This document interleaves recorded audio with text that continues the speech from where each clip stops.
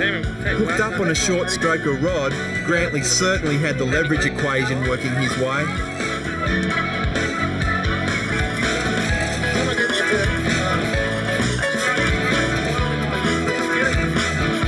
Hardly the time to do your tackle maintenance, but better late than never.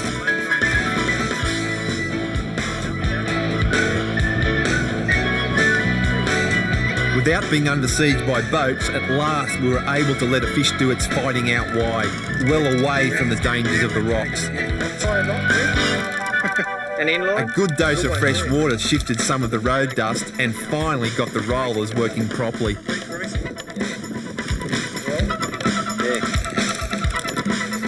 With the line singing in the breeze, we all had our fingers crossed.